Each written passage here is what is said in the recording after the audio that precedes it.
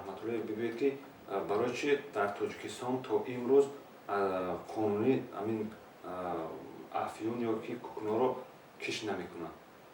Якумаш ки истеҳсол коркарди афюн ба сиёсати зидди муходароти Тоҷикистон мухолифат мекунад.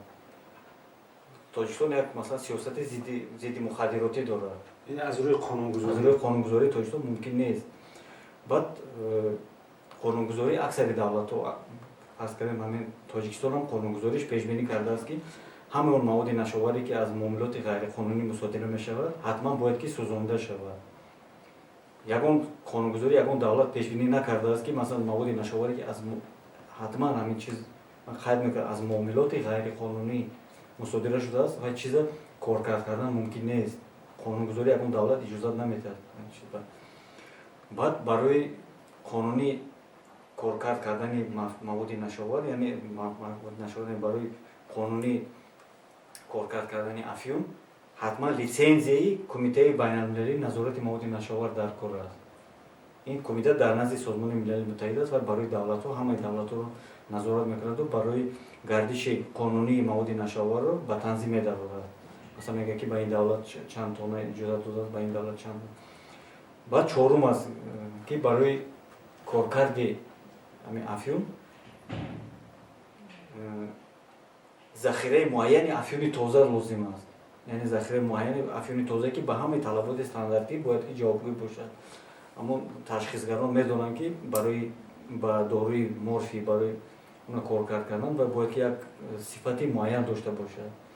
Ин маводи нашоваре ки мо аз қочоқчиён масалан мусодира мекунем ва бисёр вақт дар дохилаш омехта дорад ва он ки дар дохилаш ҳар чизи дигар омехтаҳоя масалан дар аралаш кардагӣ ҳастанд ва чиза аллакай коркард кардан намешавад.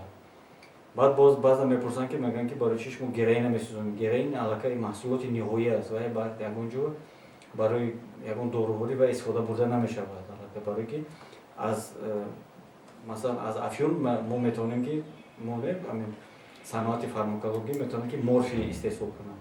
А героин аллакай маҳсулоти ниҳоӣ ки аст ва аллакай ягон чиза истифода бурда намешавад. Коркарди дубора надорад ва аллакай коркард шудагӣ аст. Вай фақат сӯзонда несту нобуд кардан дар кор аст. Барое ки вай аллакай героин аллакай худаш ба тарзи автоматикӣ ва дар муомилоти ғайриқонунӣ мебошад. Дар ҳозират 6 давлат ҳаст ки масалан барои онҳо Кумитаи байналмилалии назорати маводи нашовар расман иҷозат додааст ки ба таври қонунӣ дар қаламрои кишварашон кишт кунанд маводи нашовар, яъне кӯкнорро. Аз кӯкнор баъд ба таври қонунӣ ба давлат меспоранд, давлат аллакай ба хориҷа масалан мефурӯшад. Австралия, Туркия, Ҳиндустон, Испания, Венгрия, Франсия. Туркия яке аз давлатҳое мебошад ки 54% ҳамаи майдонҳои кишти кӯкнори ҷаҳонӣ ба Туркия рост медиҳад. Яъне дар як соли гузашта, соли 2014 Туркия 70,000 килограмм, яъне 70 тонна афюн истеҳсол кард барои саноати фармакологӣ. 80% ҳамин афюна Штатҳои Муттаҳидаи Америка барои саноати тибби худ, барои саноати фармакологияи худ истифода мебарад.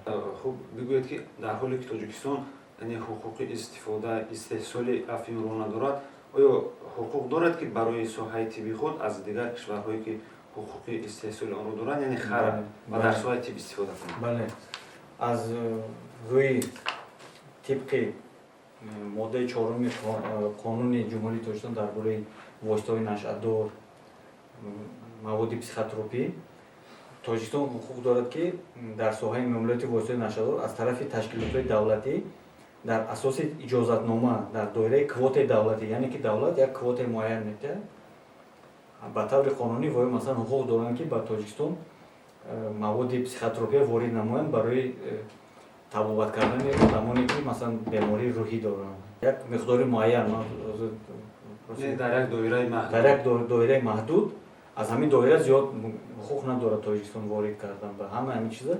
Масалан Кумитаи байналмилалии назорати маводи нашавар ба назорат мегирад ки аз ҳамин меъёр, аз ҳамин квота зиёд ба Тоҷикистон ворид нашавад. Хуб, Тоҷикистон барои чӣ масалан ҳуқуқ надорад ҳоле оё талош накарди ё ин ки иқлими Тоҷикистон барои истеҳсоли афён мусоидат намекунад? Тоҷикистон пешниҳод накарда буд ки масалан мо масалан талош надорем ки дар қаламрави худ мо масалан ба таври қонунӣ ки кӯкнора кишт кунем. Якумаш ки ба сиёсати зидди муходаби Тоҷикистон ин мухолифат мекунад. Баъд мо дар Афғонистон ки назик кардем ба мо ҳамин чиз масалан лозим таъсири бад мерасонад, баъд дигар хел таъсири манфӣ расонаш мумкин. Барои Тоҷикистон бар зид мебарад ки ҳатто ба таври қонунӣ ҳам бошад, масалан ба мо ба кишвари мо ҳамин чиз лозим нест. Аммо давлатҳое ки дур ҳастанд ба ё масалан ба таври қонунӣ ба ё метавонанд ҳамин чиз истеҳсол кард. Хуб, соли гузашта чӣ қадар афён содира шуд ёки кӯкнор? Соли гузашта дар ҷумҳурӣ аз тарафи ҳамаи мақомотҳои ҳифзи ҳуқуқ ва сохтории қудратӣ дар Тоҷикистон зиёда аз 6 тонна маводи нашавар мусодира гардид. Аз ҷумла зиёда аз 990 килограмм афён аз тарафи ҳамаи мақомот, аз худи тарафи агентӣ бошад, дар соли гузашта зиёда аз 184 килограмм маводи нашавари нави афён мусодира гардид.